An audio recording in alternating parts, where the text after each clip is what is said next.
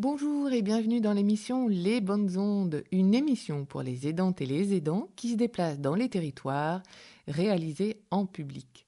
La version que vous allez entendre est celle du montage de l'émission pour qu'elle puisse se retrouver en podcast sur toutes les plateformes d'écoute et la retrouver quand vous voulez, où vous voulez. Vous n'étiez pas là pour l'enregistrement en public, mais ne vous inquiétez pas, vous allez retrouver toute l'ambiance de l'émission. Les changements de plateau, parce qu'il y a eu beaucoup d'invités, les pauses musicales, bon, je vous les ai très raccourcies. Et puis, vous allez pouvoir sentir aussi toute la tension du public qui était très à l'écoute ce jour-là. Donc, voici le podcast de la première émission Les Bonnes Ondes. Et ça commençait comme ça. Quand on parle des aidants, on parle souvent d'isolement, d'épuisement. C'est un rôle qui est le plus souvent décrit comme allant de soi, naturel et qui par conséquent fait partie d'un parcours de vie.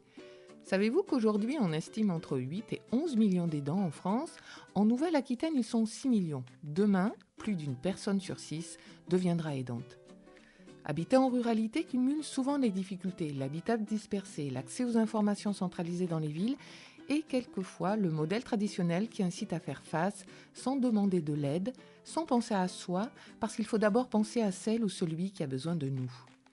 Et pourtant, quand on rencontre des aidants qui ont franchi le pas de se retrouver, de s'autoriser à prendre du répit, d'aller vers des professionnels qui les accompagnent, on entend alors fraternité, entraide, coopération. Des mots qui révèlent l'interdépendance qui existe entre un système médico-social, avec le lien qui unit l'aidant et l'aidé, et avec tous les possibles qui gravitent autour. La famille, les amis, les associations, les groupes de parole, les initiatives de répit, les ajustements dans la relation aidant-aidé. Alors avec l'émission Les Bonnes Ondes, c'est dans cette direction que j'ai envie de vous amener et d'oser les danses, comme dirait Jean Bouisson. Alors pendant une heure, ensemble, nous allons d'abord évoquer ce qui existe sur ce territoire à une quarantaine de kilomètres au sud de Bordeaux, entre Podinsac, Cadillac, Prégnac, Comète, Landiras et j'en passe. Bref, sur le territoire de la bien nommée Communauté de communes Convergence Garonne. Et puis parce qu'on ne devient pas aidant du jour au lendemain et que tant de choses autour de soi se modifient, on a eu envie d'aborder un sujet, une réalité qui se révèle dès que le titre d'aidant est assumé. La relation avec son proche, avec ses proches, ne sont plus les mêmes. Alors, comment s'adapter? Comment les vivre? Devant le micro vont se succéder plein d'invités, tous différents que ce soit de par leur domaine d'intervention, mais aussi à travers le soutien qu'ils proposent. Ils sont aidants, experts, professionnels de santé, responsables d'associations. Une heure avec eux et vous en aurez plein le cœur et les oreilles, car ils sont riches de propositions éclairantes.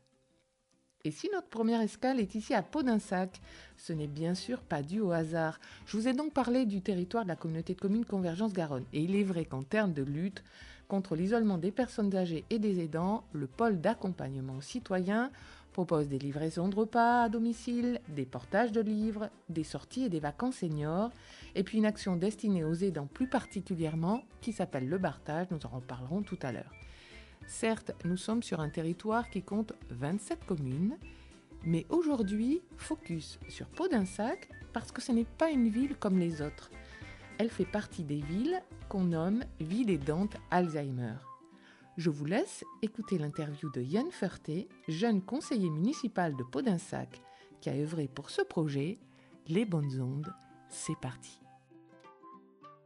Bonjour, moi c'est Yann Ferté, j'ai 26 ans et je suis conseiller municipal à Podinsac, donc travaille des sujets de jeunesse, transition écologique, communication, participation citoyenne et aussi de la citoyenneté. Et j'habite sur Podinsac depuis, je pense que j'ai 5 ans. Donc voilà, et j'alterne aussi actuellement parce que je travaille à Paris. Dans ma famille, j'étais très proche de ma mémé et au final qui a eu la maladie d'Alzheimer. Donc de fil en aiguille, moi je me suis renseigné sur la maladie, j'ai connu France Alzheimer parce que j'ai fait des dons à titre personnel et c'est vrai que quand je suis arrivé en tant que conseiller municipal, j'avais un autre regard sur tout ce que les associations pouvaient porter ou proposer aux collectivités et il s'avère que France Alzheimer proposait d'accompagner des villes en tant que ville aidante Alzheimer. Donc je crois que ça a été ma première action à Podinsac. J'ai commencé à en parler autour de moi, de mes collègues élus. J'ai dit, ce serait bien qu'on devienne France ville, enfin, qu'on soit, voilà, Podinsac ville aidante Alzheimer. Et on m'a dit oui, pourquoi pas, rapproche-toi de Maryse Fortinon, c'est ce que j'ai fait et elle m'a aidé, oui. Une fois qu'on avait signé la charte Ville aidante Alzheimer, c'est vrai qu'on a été reçu par l'EHPAD, enfin, c'était l'EHPAD avant, et on parlait justement de ce futur lieu ouvert, pourquoi pas accueillir des personnes en situation d'Alzheimer ou simplement des aidants.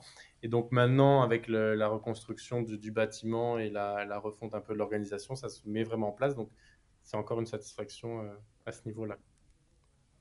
Voilà, donc je me tourne vers vous, Maryse. Vous avez vécu le projet avec Yann.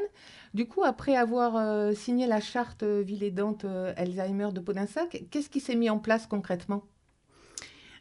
Effectivement, on a essayé de concrétiser pour faire le mieux l'aide aux aidants et éventuellement on s'est rapproché de la maison de retraite de l'EHPAD de Podinsac.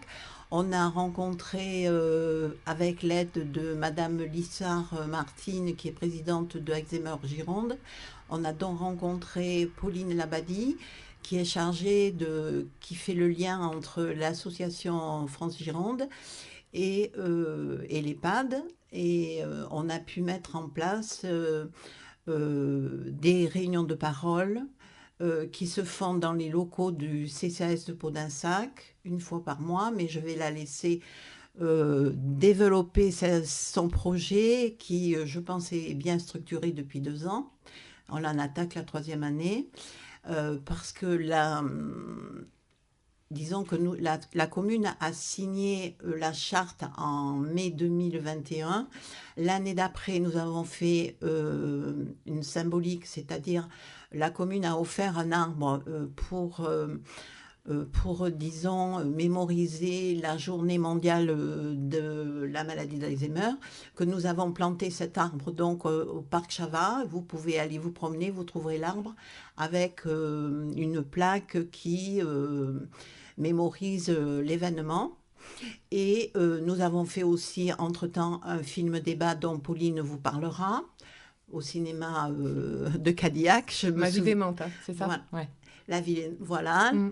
Et nous avons fait aussi une après-midi senior avec, dans le style thé dansant, tout en réunissant l'EHPAD, bien sûr, avec les personnes qui voulaient venir.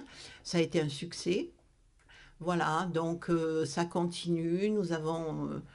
Je sais que maintenant il va y avoir ce tiers-lieu avec l'EHPAD de Podinsac, qui est maintenant l'espace. Et dans ce tiers-lieu, je pense que l'on pourra, avec le CCAS et les autres communes de la communauté des communes, faire des actions, faire des événements, parce que le nouveau directeur, M. Marla, est très ouvert à ce projet.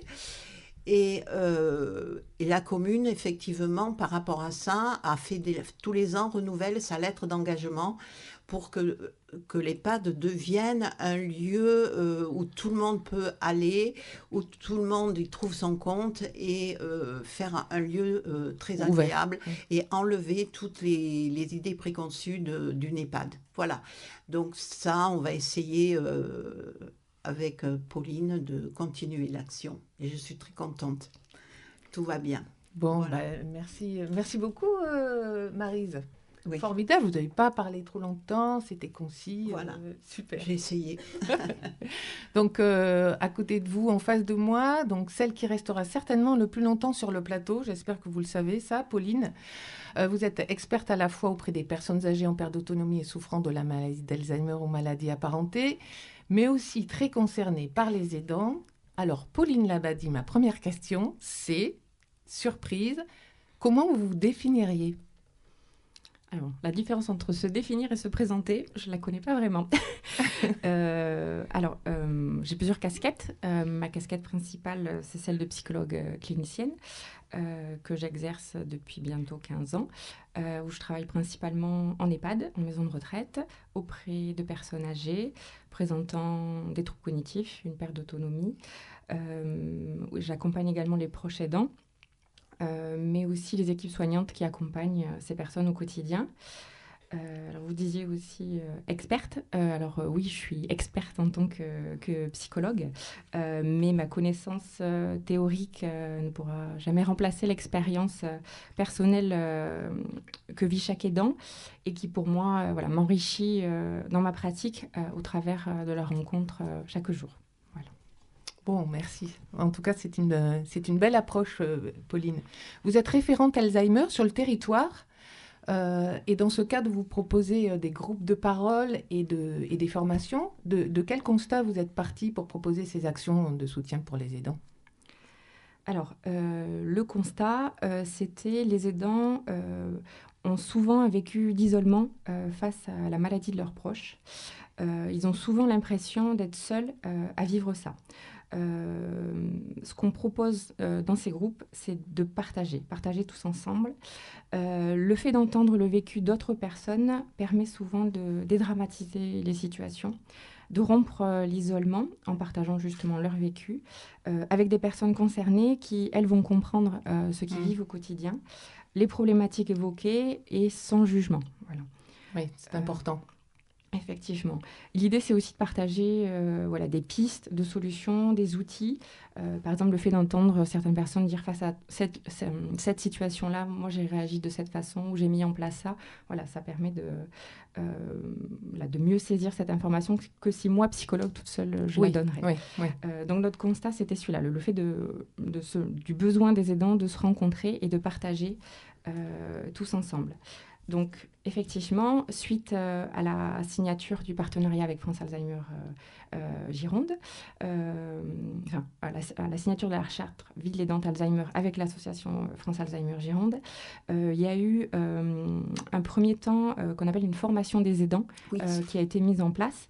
Alors, une formation des aidants de France Alzheimer, le but en fait de ces formations, c'est d'apporter des informations sur la maladie d'Alzheimer, en proposant aussi des outils concrets pour comprendre la personne malade et adapter l'accompagnement de l'aidant au quotidien.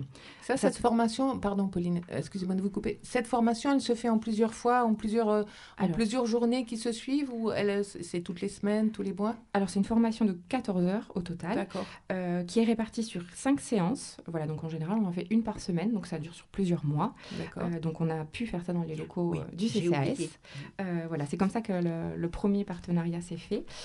Où du coup, alors c'est une formation qu'on anime en binôme avec donc, un psychologue, moi-même, et un bénévole de l'association. Dans l'association France Alzheimer Gironde, toutes les actions se font en binôme. Voilà. Et c'est vrai que c'est très, très important et ça apporte beaucoup dans la collaboration et dans les échanges. Alors, dans cette formation, donc, dans les thématiques, par exemple, qui sont abordées, il y a connaître la maladie d'Alzheimer, qu'est-ce que communiquer et comprendre de son proche. On a un module sur l'accompagnement au quotidien face aux problèmes précis rencontrés, sur les aides possibles qu'il existe, à la fois aide humaine, aide financière, donc on fait un point sur justement les acteurs locaux, les associations qui existent, et il y a un module également sur les limites du maintien à domicile et sur quand envisager l'entrée en établissement.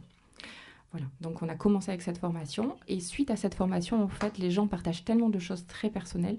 Souvent, il y a cette envie de pouvoir poursuivre les échanges à la fin de la formation. Et suite à ça, c'est là où on a mis en place du coup un groupe de parole pour que ces échanges puissent se poursuivre en le proposant à d'autres personnes qui n'ont pas participé à cette formation. D'où l'idée d'un groupe de parole France Alzheimer. D'accord. Et ça concerne, c'est pour ça que je fais le parallèle un peu avec le partage. Du coup, ces groupes de parole, c'est des personnes qui accompagnent une personne qui souffre de la maladie d'Alzheimer ou maladie apparentée. Voilà, tout à fait, c'est ça. D'accord. C'est ce public-là, donc peu importe le lien avec la personne, mais voilà, c'est le fait d'être en position. Ça peut être un conjoint, un enfant. Tout à fait. Même quelqu'un qui est à distance mais qui souhaite avoir de l'information peut venir aussi à ces groupes qui sont gratuits. Qui se réunissent effectivement une fois par semaine sur Pau-d'Insac. Alors c'est un jeudi matin de 9h30 à 11h30. Il faut juste anticiper, nous prévenir, c'est pour les gens qui souhaitent venir voir si ça les intéresse. Et donc c'est un groupe de parole gratuit. Pour les gens qui participent régulièrement, on demande une participation à l'adhésion à l'association France Alzheimer Gironde. D'accord. Donc ça se réalise encore aujourd'hui, Pauline ? Tout à fait. Ça existe depuis septembre Depuis 2022. Oui, on commence la 3e année là. Voilà. Donc, depuis septembre 2022, tous les mois, on se réunit. Voilà. Certaines personnes qui sont ici ont l'habitude d'y participer. Voilà. Et le but, en fait, il n'y a pas de thématique préétablie. Chacun vient partager ce qu'il a envie de dire avec les autres. On peut aussi ne pas parler, juste là pour être écouté. Il n'y a pas d'obligation. C'est un libre-échange entre tous les participants. C'est ça. D'accord. Et vous, avec votre regard, quelquefois, Pauline, peut-être de pouvoir expliquer, analyser, donner quelquefois des conseils. C'est ça, faire le lien entre la situation à la maison qui pose problème, faire le lien avec qu'est-ce qui est en train de se passer au niveau de la maladie, des troubles, et puis proposer des actions alternatives pour que ça se passe mieux. Voilà. Et souvent, cette compréhension fait que l'aidant arrive à s'adapter et à vivre plus sereinement la situation. D'accord. Donc ça, c'est dans le cadre de France Alzheimer. Pauline, il y a encore des éléments que vous proposez sur le territoire de Podensac là-dessus ? Alors, actuellement, non, mais il y a des réflexions en cours sur peut-être de nouvelles actions. Voilà, mais rien n'est pour l'instant défini. Voilà. Mais je pense que déjà d'arriver à pérenniser ce groupe-là me paraît quelque chose d'important. Voilà. En sachant qu'il y en a aussi sur le secteur de Caudreau. Voilà. D'accord, qui repose sur le même principe, formation et groupe de parole. Voilà. Oui, quand on a signé, on était la première ville à Podensac du Sud Gironde à signer.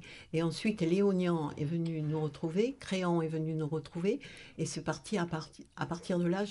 On a vu plein de communes, aussi bien sur Montesquieu que l'Entre-deux-Mers, sont mis à signer cette charte. Alors pour la commune, c'est simplement une cotisation annuelle, et après pour les personnes individuelles, je crois que c'est dans les 30 € la cotisation annuelle. 34 €, oui. Voilà.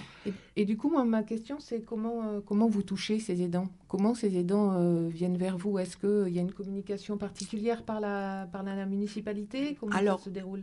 Alors, ce qui se fait, c'est par le biais du CCAS. Il y a des personnes qui viennent. Après, c'est du bouche à oreille.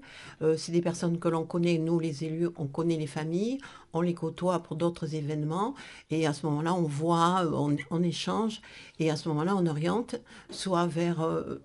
effectivement, les réunions de parole, si vraiment la personne est intéressée, ou bien à l'EHPAD, au service de Pauline, Pauline prend en charge, et on a des couples sur Podensac qui se sont rendus compte que de recevoir des malades sur la journée, ça, Pauline, je ne sais pas si vous en avez parlé. Voilà. Donc ça serait intéressant d'en parler parce que je crois que ça, c'est très, très bien. C'est un plus par rapport aux réunions de parole. C'est une journée où l'aidant peut souffler, peut être tranquille, dont le malade est en bonne main, fait plein d'activités et des jeunes avec un groupe bien encadré. Et je crois que le soir, vers 17h, la personne repart. Et tout le monde est content. Oui, voilà. Pauline, on va en reparler. Oui, c'est ce qu'on appelle l'accueil de jour. Voilà, je compte sur vous. Voilà. Et effectivement, on va en reparler.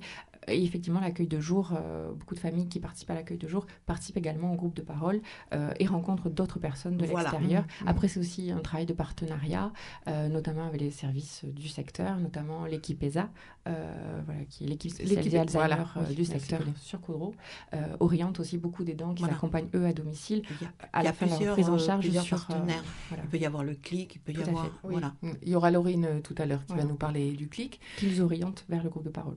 Du coup, le temps passe, il y a plein d'invités. Pauline, est-ce que vous pouvez juste faire le parallèle peut-être avec l'espace aujourd'hui, le centre de soins, voilà, qu'est-ce qui est proposé pour les aidants Alors, l'espace, c'est le nouveau nom de notre établissement qui est un EHPAD. Ça veut dire établissement et service public d'accompagnement et de soins aux seniors. Donc, effectivement, c'est long, effectivement. Donc, c'est un établissement public qui a un effectif de 279 lits, qui est en direction commune avec le groupe hospitalier Sud-Gironde. Donc, c'est-à-dire, on a une direction commune avec les établissements de Langon, La Réole, Montségur, Cadillac et Bazas. Donc effectivement, l'établissement a un nouveau nom. Il existe depuis très longtemps, l'établissement, depuis 1936, je crois, sur la commune, avec beaucoup de changements depuis ces années-là, où les premières personnes accueillies étaient accueillies au Château Chavat, il y a quelques années.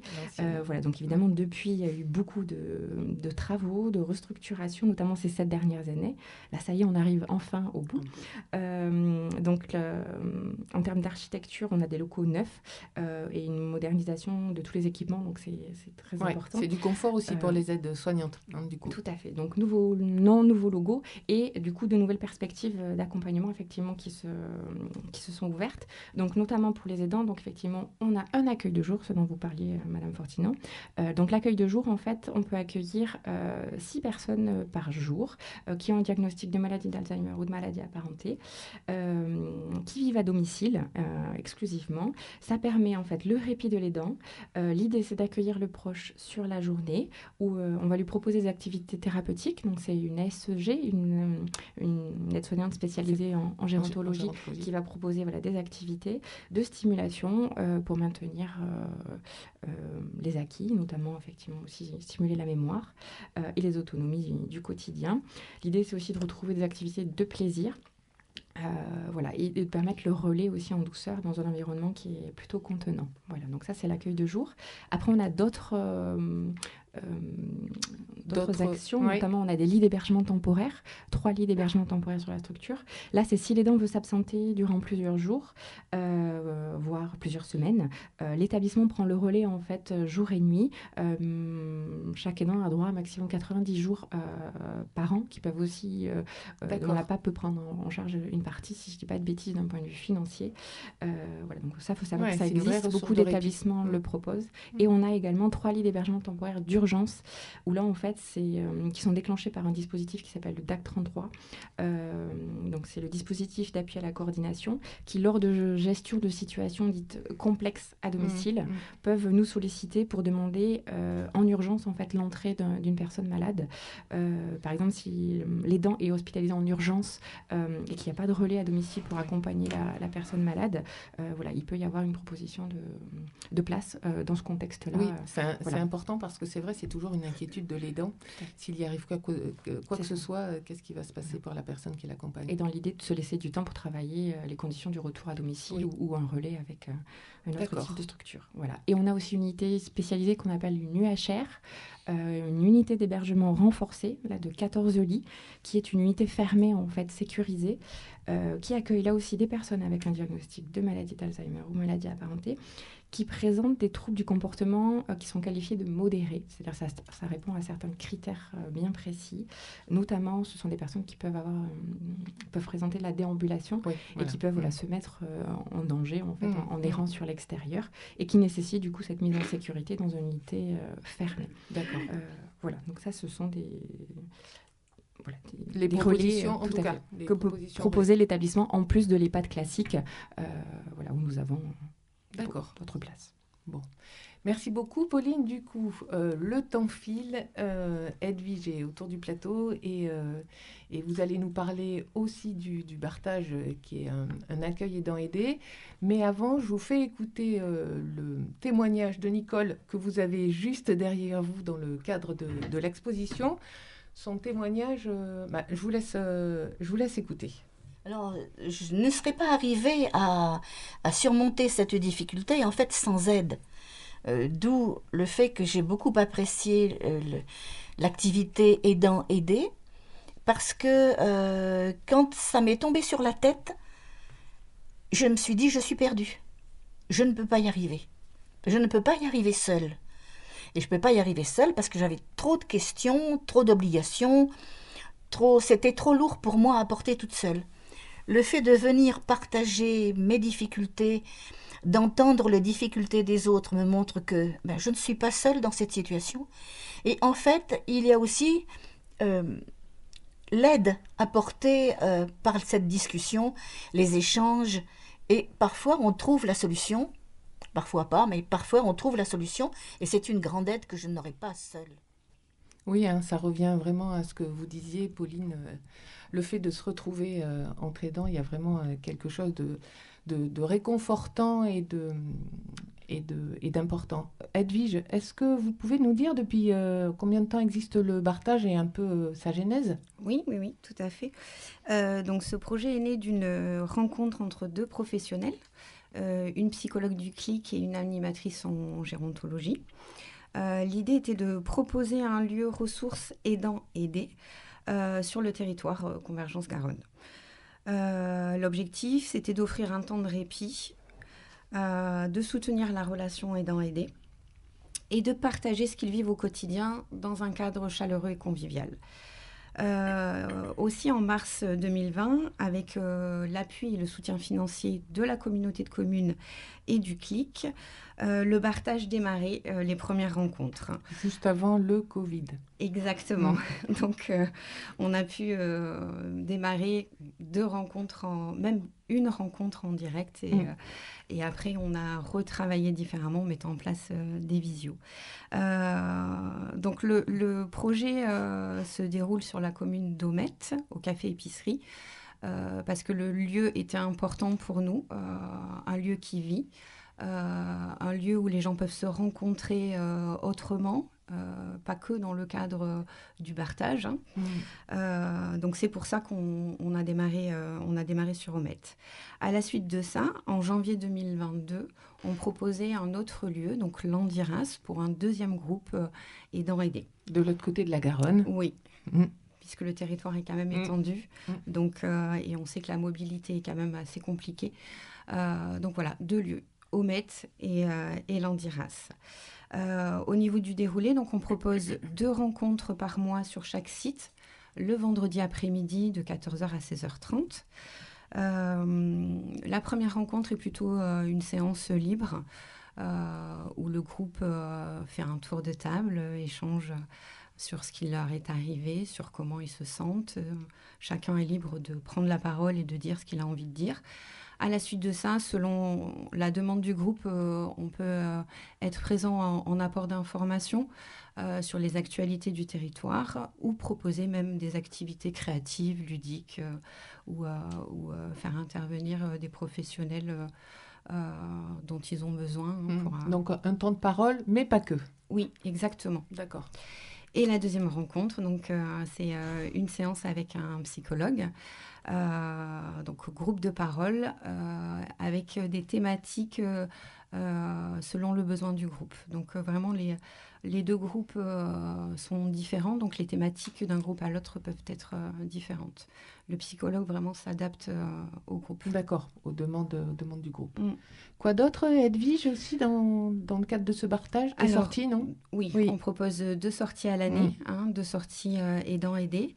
Et en septembre-octobre, on propose la guinguette des aidants, donc vraiment un temps fort ouvert aux aidants, aux aidés, à l'entourage, donc avec des animations, des jeux, de la musique, de la fête. Auberge espagnole, voilà. Donc c'est quelque chose qui est attendu et qui fait vraiment du bien. Et qui permet du coup aux 2 groupes de l'Andiras de se rencontrer. Comment ça fonctionne? Oui, effectivement. La majorité du temps, les 2 groupes sont séparés. Et lors des sorties, les 2 groupes se rencontrent, font connaissance et des échanges en fait se passent. C'est plutôt assez intéressant. D'accord. Cette année, Edwige, donc 2024, ça repart toujours le vendredi après-midi. Oui. Alors le projet évolue parce que voilà, on a démarré en 2020, même si 2020, on va dire, c'est une année qui a été un petit peu chaotique. Donc au bout de 3 ans, le groupe a aussi évolué. On a des arrivées, mais on a eu aussi des départs. On s'est rendu compte suite à un bilan que ce qui était très très important pour eux, c'était ce temps de répit, se retrouver entre aidants. Donc on a eu quelques couples aidants aidés qui sont venus, mais ça reste quand même à la marge et c'est sur des périodes qui sont plutôt courtes. Donc pour 2024, on a vraiment recentré sur les aidants. Donc les rencontres qui seront proposées seront essentiellement que pour les aidants. Mais par contre, au niveau des sorties, des temps forts qu'on propose, on ouvre aidants aidés et à l'entourage. D'accord. Donc voilà à peu près le changement. Et après, on va retravailler sur la communication parce que ce qui est marquant, c'est que pour que les aidants viennent au Barthage, c'est soit par le biais de bouche à oreille, c'est-à-dire d'aidants qui font partie du groupe, qui connaissent et qui rassurent. Et aussi par le biais de professionnels de santé ou du soin qui ont eu connaissance de ce dispositif-là. Et donc, c'est rassurant pour la personne de venir. Parce que c'est vrai que quand le médecin, l'orthophoniste en parle, c'est que, on va peut y aller. venir. D'accord. Okay. Voilà. Du coup, donc, sur le territoire, on peut voir qu'effectivement, il y a ce groupe de parole pour les personnes qui accompagnent une personne qui souffre de maladie Alzheimer. Donc, c'est le jeudi matin, c'est ça, Pauline? Oui, un jeudi matin par mois, de 9h30 à 11h30. D'accord. Au CCAS. Et après, Edwige, le Barthage. Donc, toutes ces informations, vous pourrez les trouver peut-être. Vous avez amené des petits flyers, Pauline ou... France Alzheimer, mais pas France Alzheimer. Bon, en tout cas, retenez bien, on ne sait jamais si jamais... Les dates sont affichées, sont sur le site de la commune. Oui. Bon, d'accord. C'est affiché à l'accueil de la commune. Je pense que c'est sur aussi Intramuros. Oui, en général. Donc, tout est, si on veut les renseignements avec les dates de permanence. Oui, tout apparaît sur le site. Tout apparaît sur le site. Et maintenant, l'espace a son site. Donc, superbe site. C'est bien aussi d'aller le consulter parce qu'il a l'air très ludique et très sympa. On arrive à la fin de ce premier plateau. Je vous propose donc du coup une petite pause musicale de 2 minutes. Voilà, histoire d'avoir d'autres invités et puis de souffler un peu. C'est parti. Ça y est, vous êtes repartis, vous êtes avec nous. Donc, nous avons la joie de recevoir aujourd'hui aussi Myrtille du Bois d'Anguin. Peut-être avant de lancer votre chronique, Myrtille, vous pouvez vous présenter. Donc, Myrtille du Bois d'Anguin, je suis responsable développement et partenariat au Gérontopole de Nouvelle-Aquitaine. Donc, 2 minutes, ou même moins, sur le Gérontopole Nouvelle-Aquitaine. Nous sommes missionnés par la région et l'ARS pour coordonner toutes les politiques de vieillissement, tous les projets, tout ce qui se dit, tout ce qui se pense, tout ce qui se fait sur l'ensemble du territoire, sur les questions du vieillissement, mais véritablement au sens holistique du terme, puisque vraiment on couvre tous les sujets. D'accord. Et puis, j'allais dire, vous avez une spécialité, vous êtes très présente derrière les micros, et du coup, quand je vous ai demandé, Myrtille, vous voulez bien venir faire une chronique à l'émission des Bonnes Ondes, vous n'avez pas hésité. Oui, mon rôle, c'est vraiment de battre la campagne et de prêcher la bonne parole. J'ai l'impression d'être un peu prophète, c'est idéal. Donc, il faut qu'on sache, il faut qu'on écoute, il faut que multiplier l'information, parce que plus on a d'informations et mieux c'est. Donc, mon rôle, c'est ça, et donc je le fais avec plaisir et bonheur. D'accord. Alors, attention, Myrtille, vous avez vu le jingle quand même ? Formidable. Hier, c'était les Grammy Awards. Oui, c'est vrai. À quand les Oscars? Oh, mais attendez, il y a un petit discours genre César à la fin, c'est dommage. Bon, Myrtille, de quoi vous allez nous parler alors aujourd'hui? Alors moi, je vais vous parler des aidants salariés.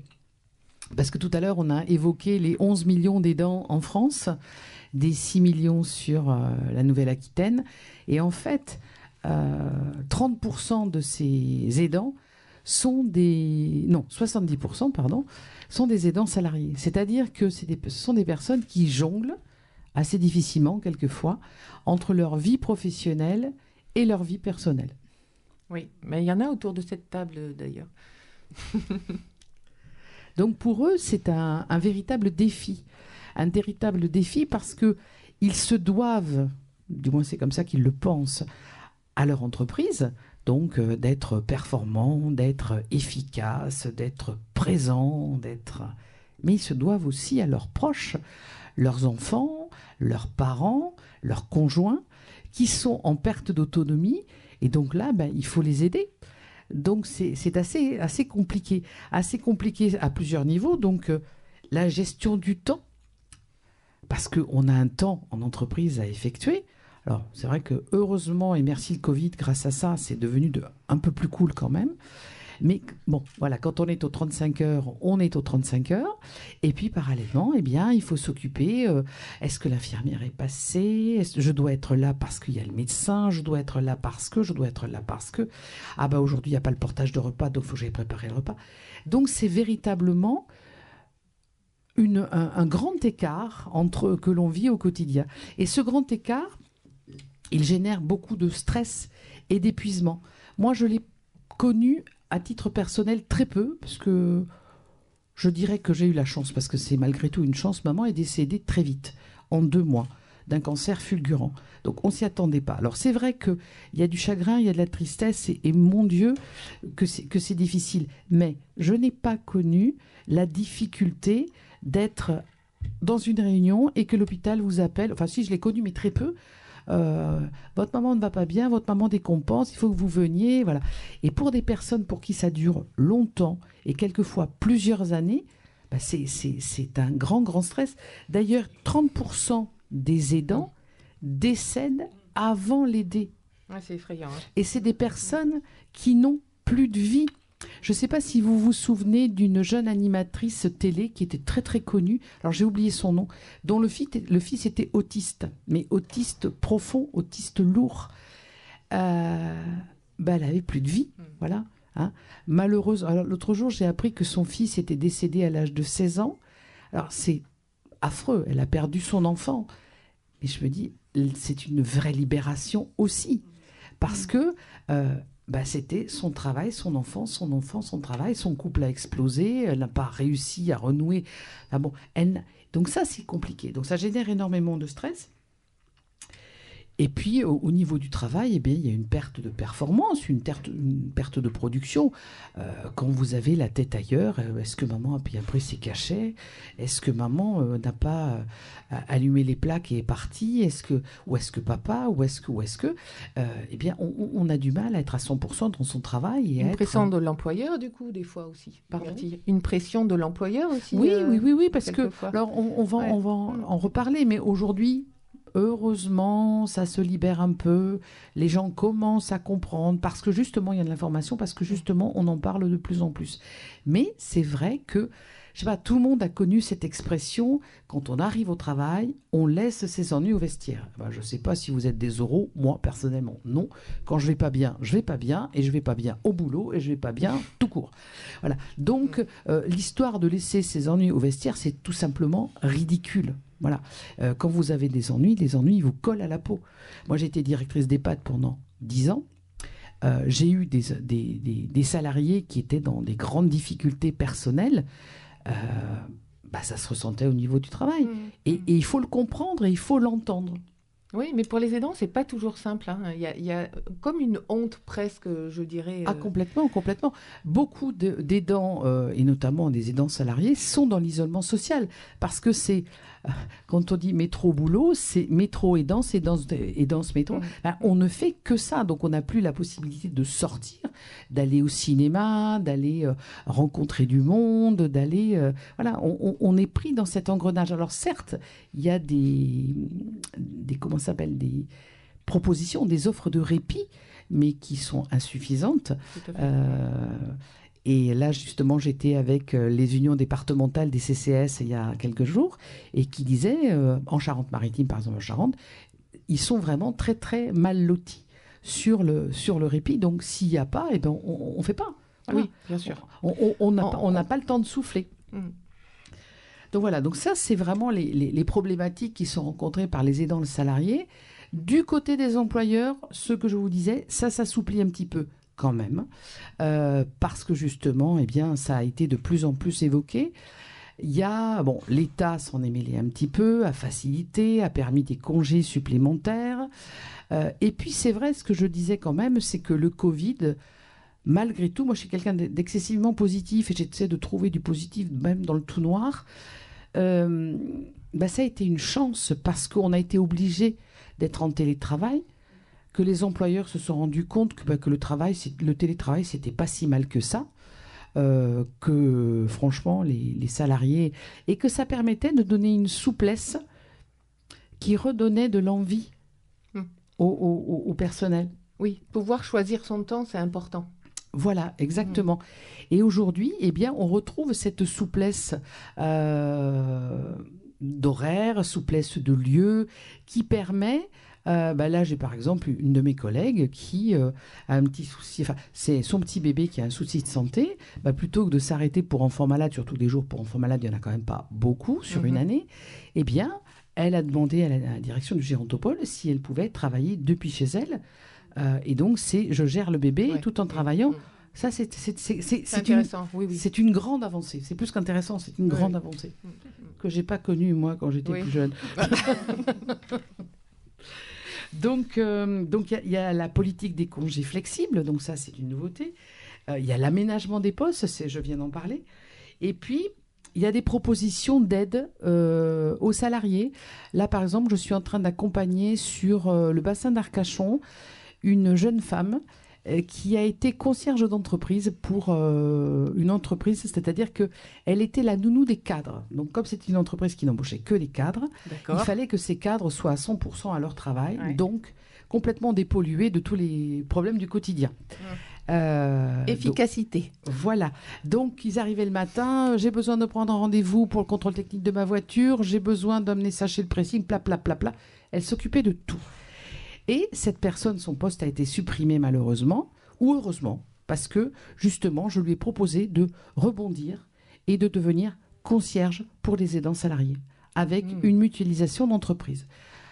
Et ça, j'en ai parlé un petit peu autour de moi, parce qu'au Gérontopole, on est dans beaucoup de groupes de travail, et moi je suis sur les aidants salariés dans plusieurs groupes.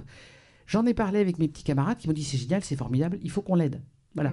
Donc il y a vraiment un besoin d'aider ces aidants à se vider un peu la tête, à se débarrasser des soucis du quotidien. Et puis aussi, il y a beaucoup de formation et de sensibilisation aux managers.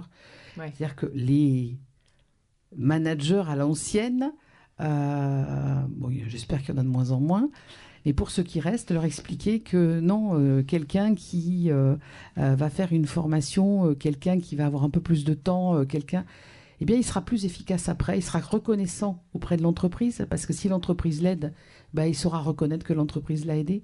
Et en fait, c'est du gagnant-gagnant. Donc, c'est des formations et des informations qui sont faites de plus en plus souvent. Oui, et d'autant plus que les aidants développent des compétences, de nouvelles compétences. Bien sûr. On est presque un chef d'entreprise quand on est aidant. Ah, mais de vrais couteaux suisses. De vrais couteaux suisses, parce qu'on est face à des difficultés, il faut trouver des réponses. Absolument. Oui, Martille. Voilà, pour moi, c'était... Si vous avez des questions, je suis preneuse. Non, parce qu'après, je peux rentrer dans les chiffres, rentrer dans les détails, mais peut-être que c'est pas ça l'intérêt. Non, c'est pas ça aujourd'hui, mais, mais vous reviendrez, Myrtille. Mais bien évidemment, avec plaisir. Moi, quand on m'invite, je viens. Bon, voilà. Merci. Écoutez, merci beaucoup. Bon après-midi. Oui, on va continuer l'émission. Alors, ce que je vous propose, comme le temps passe aussi, on va de suite partir sur le podcast qui s'appelle Comptez sur vos proches. Anne, comment il s'appelle déjà ce podcast ? Le podcast s'appelle Comptez sur ses proches, le podcast pour parler budget. Alors du coup, je vous envoie la bande-annonce. Moi, c'est Nina. Moi, c'est Claire. Nous sommes toutes les deux conseillères en économie sociale familiale à l'atelier budgétaire. Nous vous présentons le podcast Comptez sur ses proches. Un podcast ? Pourquoi ? Pour parler budget avec ses proches. Comment ? À travers notre expérience, mais aussi avec la parole d'experts, des témoignages et des situations concrètes. À partir de quand ? Du 12 octobre, pour une première série de 5 épisodes. Et où peut-on l'écouter ? Sur toutes les plateformes d'écoute, Deezer, Spotify, YouTube, Apple Podcast, Google Podcast. Et pour la bonne humeur, comptez sur nous.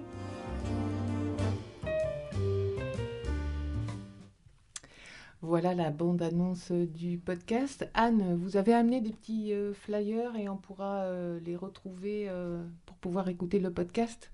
Tout à fait, donc il y a des petits flyers et on peut du coup écouter le podcast sur toutes les plateformes autrement d'écoute de podcast.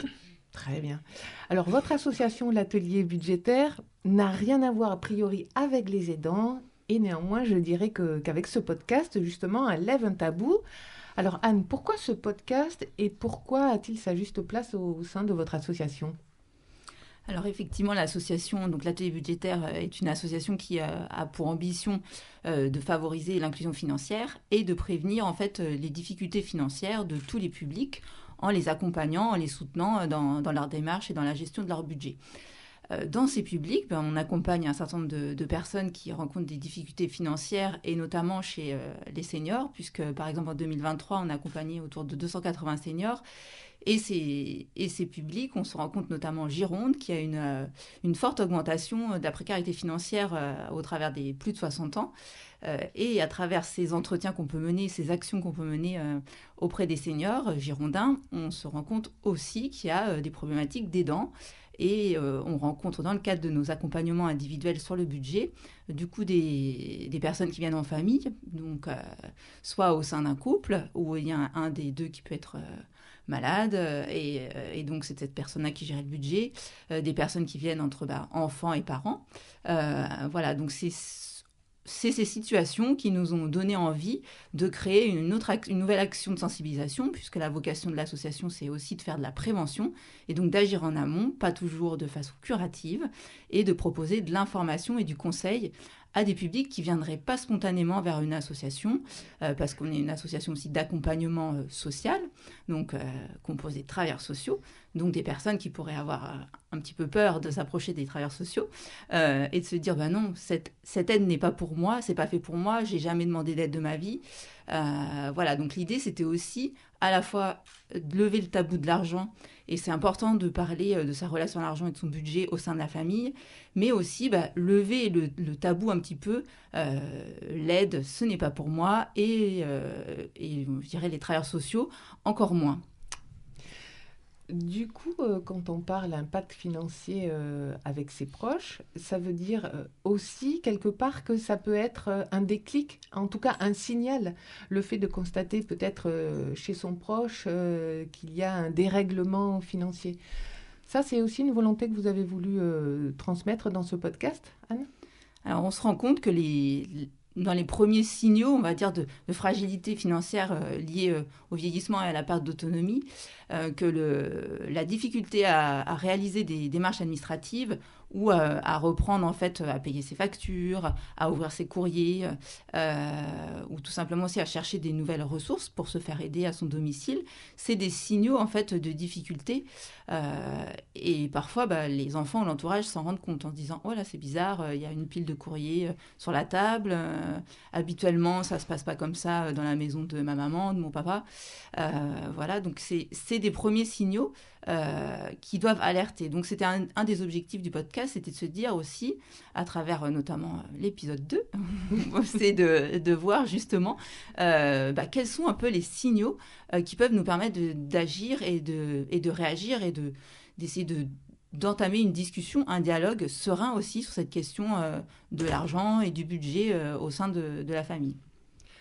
Coralie, je me tourne vers vous. Donc, vous avez coécrit les épisodes avec Claire, enfin Bérangère dans la vraie vie. Comment vous avez organisé ce récit, ces récits, enfin l'histoire en fait de chaque épisode ? Eh ben, tout d'abord, en fait, tout simplement, on est parti de l'expérience de terrain parce que notre rôle en tant que conseillère en économie sociale familiale, c'est d'orienter, conseiller et accompagner. Donc on a dû faire un choix parmi tout ce qu'on voulait partager, puisqu'il y a énormément d'informations. Donc on a choisi des expériences dans lesquelles cela pouvait faire écho à sa propre situation pour que les auditeurs en fait puissent se reconnaître et n'hésitent pas après à aller voir les travailleurs sociaux. À vous rendre familière en définitive. C'est ça. Et partager aussi la bonne humeur, enfin voilà. La bonne ambiance qu'on peut retrouver en tout cas dans le podcast. Le podcast, il s'articule donc avec votre expérience. Il y a des experts aussi qui sont interrogés. Il y a des thématiques. Oui, il y a différentes thématiques. Il y a des experts, des situations qui ont été vécues. Anne parlait par exemple dans le deuxième épisode. Comment il s'intitule le deuxième épisode ? Anne. Comment détecter une consommation inhabituelle ? D'accord. Voilà. Donc nous, c'est vrai qu'on a souhaité parler de comment détecter une situation inhabituelle, parce que c'est quelque chose qu'on peut voir au sein des accompagnements, puisque nous, on accompagne les personnes sur du long terme. Donc les personnes, voilà, comme on crée une relation de confiance avec eux, nous, on voit des choses, on va aussi à domicile, donc on peut être amené à voir que effectivement les courriers s'entassent, alors qu'avant, les personnes étaient très, très carrées, les courriers étaient ouverts, une évolution dans le comportement de la personne. Tout à fait, et ça peut être physique entre guillemets aussi, ou ça peut être des femmes très coquettes qui ne vont plus chez le coiffeur tout simplement. Donc ça, ou ça peut être des achats compulsifs, par exemple, je sais pas moi, 3 iPhones. L'achat de différents smartphones, ou des choses inadaptées par rapport aux besoins aussi, oui. D'accord, merci Coralie. Du coup, une saison 1 du podcast, est-ce que vous avez eu beaucoup d'auditeurs d'ailleurs pour ce podcast ? Alors, on s'était donné comme objectif de franchir les 1000 écoutes début 2024. Donc, aujourd'hui, on est à 1090. Voilà. D'accord. Donc, c'est une série de 5 épisodes pour cette première saison. Sachant que notre objectif c'était du coup est atteint en termes de cible. Maintenant du coup on est parti pour créer la saison 2, parce que comme l'a dit Coralie, il y a plein de sujets qu'on n'a pas traités et qui nous sont remontés. Par exemple, des questions sur bien choisir ses assurances quand on vieillit, où il y a une sorte de surenchère à l'assurance pour se protéger de tout, et c'est pas toujours bien choisi. La question d'anticiper et de discuter aussi, de préparer sa succession. Donc il y a ces sujets-là qui peuvent revenir aussi dans le cadre des rendez-vous qu'on va faire avec les personnes. Donc voilà, donc une saison 2 s'annonce, et sachant qu'on voudrait utiliser aussi ce support du podcast et ces épisodes qui durent que 7 minutes comme un support pédagogique aussi pour pouvoir échanger sur le sujet de comment on parle d'argent avec ses proches et dans une relation de aidant-aidé, et pouvoir du coup proposer aussi des rencontres, donc des rencontres qui s'appelleraient les rencontres de compter sur ses proches, pour pouvoir échanger sur ces sujets d'argent et de budget entre aidant-aidé. Donc ça sera aussi une façon de s'approprier l'outil podcast, et puis de pouvoir créer le dialogue, aller vers vraiment des échanges très concrets sur le terrain, puisque notre autre action, c'est aussi d'animer de l'action collective, donc sur différents territoires. Et vous êtes d'ailleurs, vous intervenez dans le Sud-Gironde, Bazas, Grignols, Saint-Symphorien. D'accord, très bien. Mais merci à tous les deux. Donc maintenant, je regarde Laurine Hick, qui est juste en face de moi. Donc Laurine Hick, vous travaillez au CLIC. Est-ce que vous pouvez nous dire d'abord qu'est-ce qu'est le CLIC et quel est votre rôle dans cette... C'est pas une association, hein ? Non, le CLIC, du coup, c'est le Centre local d'information et de coordination gérontologique. Comment décrire le CLIC ? C'est qu'on est un guichet unique. C'est surtout au niveau des publics, des personnes âgées, des personnes de plus de 60 ans retraitées, autour du maintien à domicile. Donc moi, j'ai ma casquette de coordinatrice sociale et on fait beaucoup de visites à domicile auprès des personnes qui peuvent nous contacter. Donc ça peut être les personnes âgées directement, ça peut être les aidants, donc la famille, les époux, des choses comme ça. Ou ça peut être aussi par rapport à des professionnels, des médecins, des infirmières qui interviennent à domicile, les communes comme les mairies, les CCAS. On peut être interpellé s'il y a une perte d'autonomie, de choses comme ça.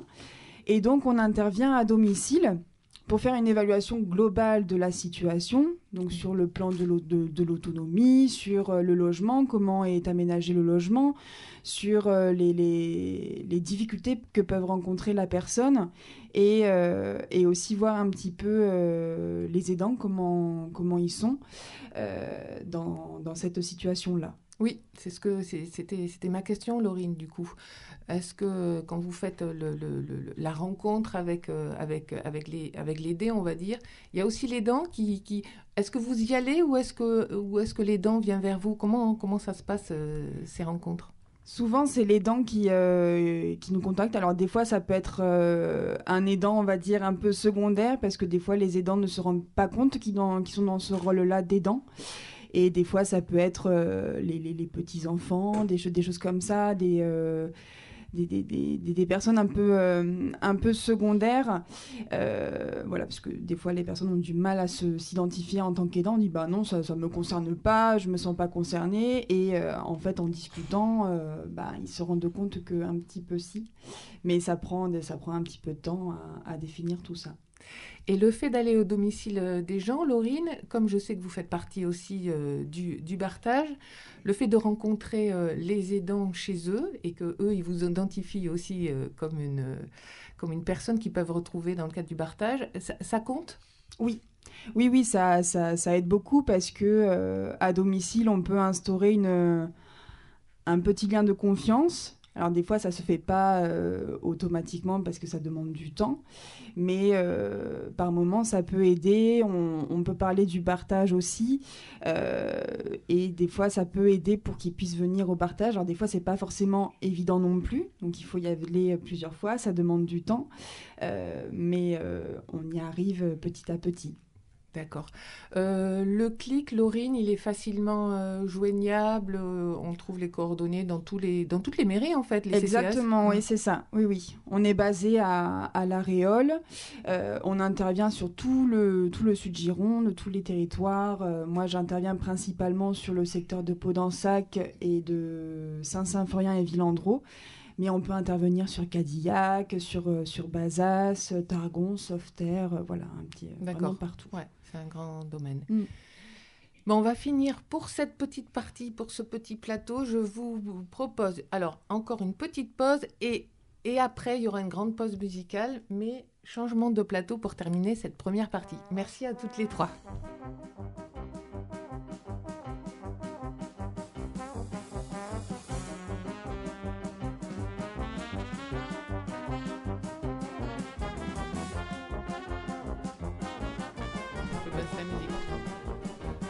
Bon, voilà, vous avez vu, changement de plateau.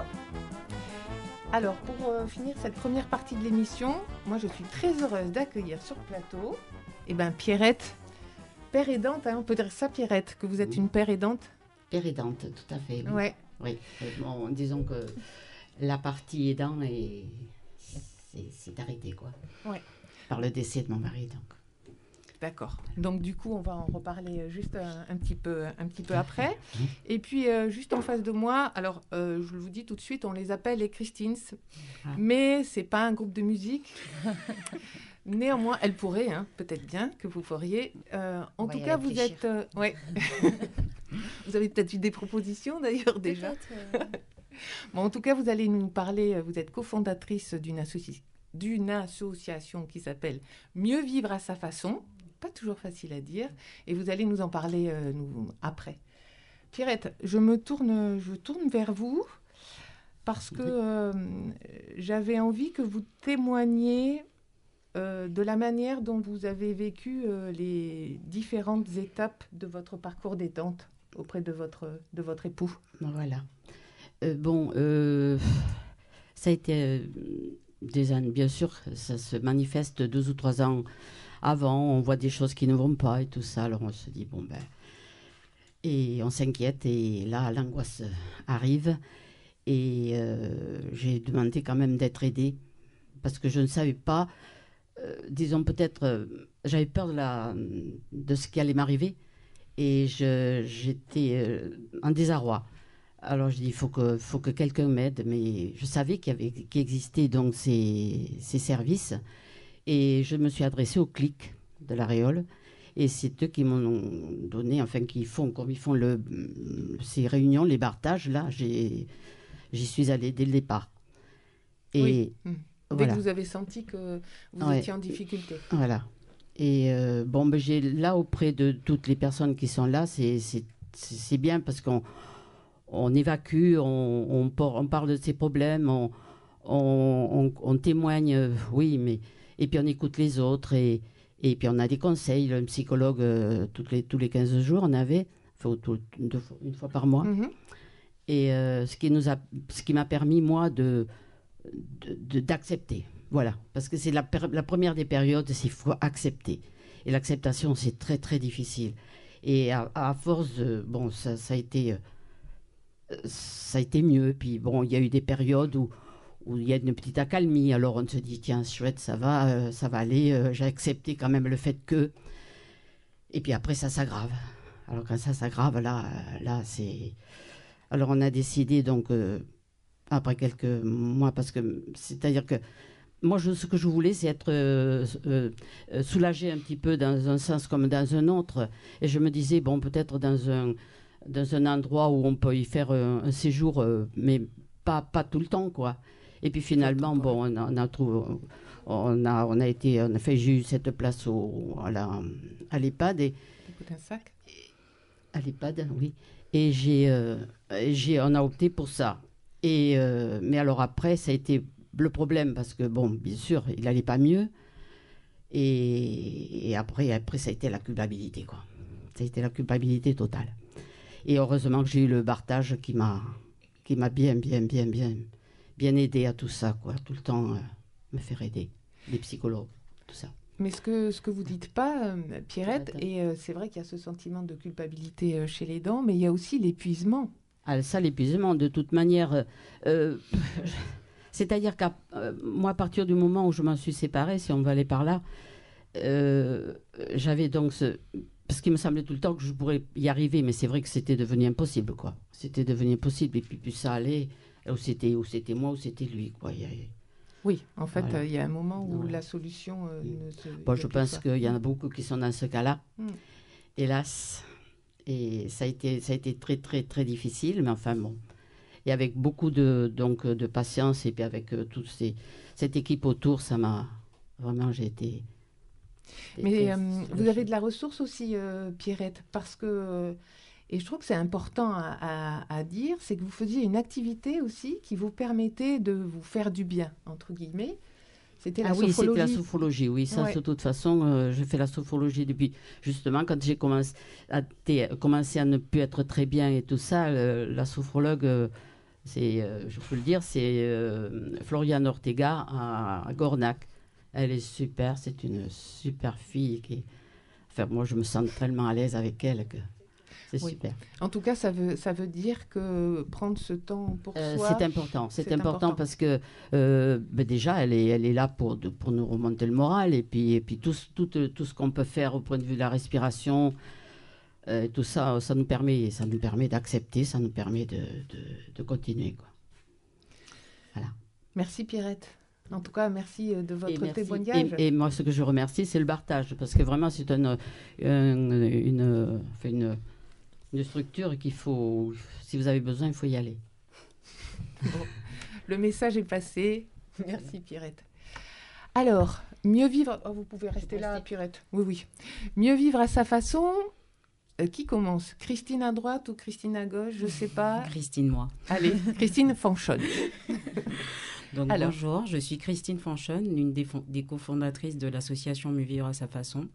Alors, avant d'être cofondatrice, je suis mère de 2 enfants. Je suis également aidante de ma mère qui vit à mon domicile. Et pour finir, je suis accompagnant éducatif et social en structure et à domicile, avec des personnes en situation de handicap, et en structure avec des personnes âgées. D'accord. Donc ça, c'est un peu ça qui vous a donné envie de créer une structure pour accompagner les personnes... Alors avant tout, lorsque j'ai travaillé dans une des structures pour les personnes âgées, j'ai rencontré Christine, ma cofondatrice, mais avant tout, on est amis.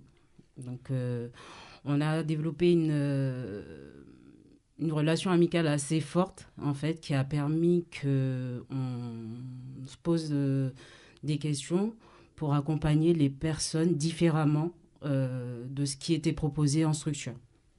D'accord. Je vais laisser Christine se présenter aussi. D'accord. Alors, c'est quoi ce différemment, Christine? Et puis, qui êtes-vous? Alors, moi, c'est Christine Rodriguez.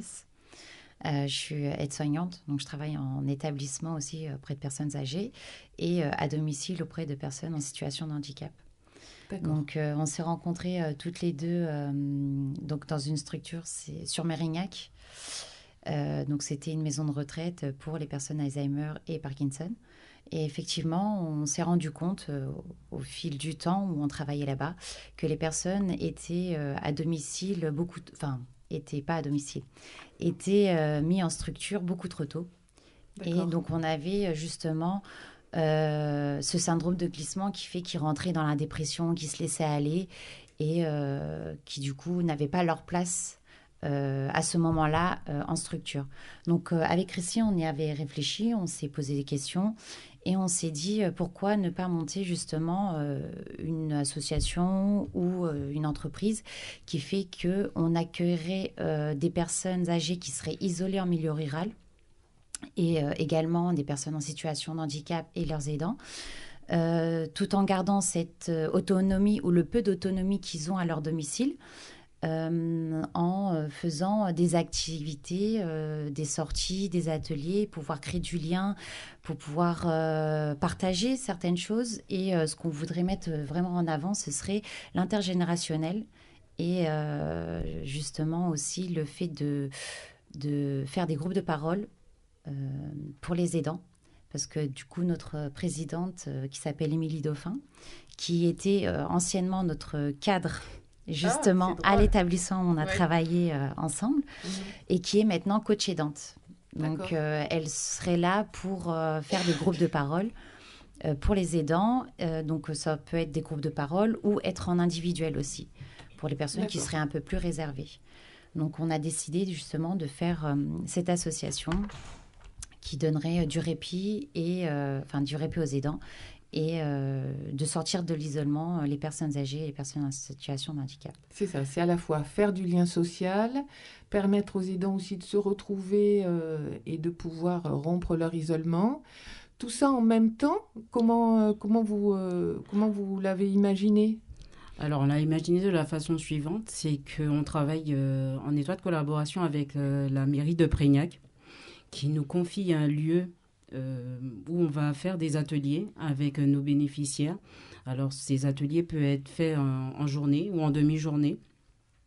Et nous, on va faire tout ce qui est atelier culinaire, artistique, musical. On propose aussi une sortie 2 fois par an à nos bénéficiaires. Et de l'intergénérationnel parce qu'on travaille aussi avec l'école de Prégnac. De Prégnac, d'accord. Et là, en 2024, ça a commencé ou c'est que vous en êtes ? Alors là, en 2024, on a commencé. Depuis janvier, on fait un lundi sur 2, on fait des ateliers, mais qui se font de 14h à 17h. D'accord. Pour l'instant, on fait en demi-journée et juste un lundi sur 2 parce que nous, notre but, c'est d'être itinérant. Donc, d'être dans plusieurs communes, mais de faire ça à la journée. Mais comme on est bien soutenu par la mairie de Prégnac pour l'instant, on se concentre sur cette commune-là, se faire connaître déjà, et après, plus tard, de pouvoir voir, de se développer un peu sur Villandreau, Saint-Symphorien, et on pensait à l'Aréole aussi, parce que du coup, on avait un partenariat avec la directrice de la RPA de l'Aréole. D'accord. C'est-à-dire que partir d'abord de Prégnac, voir comment ça fonctionne, exactement. Quels sont les partenaires avec lesquels vous pouvez travailler, comment ça se passe aussi entre les aidants, les personnes âgées et les personnes handicapées. Alors nous, pour le moment, on a fait des démarches près de les structures à domicile pour qu'ils nous servent de prescripteurs un peu près de nos bénéficiaires et près de...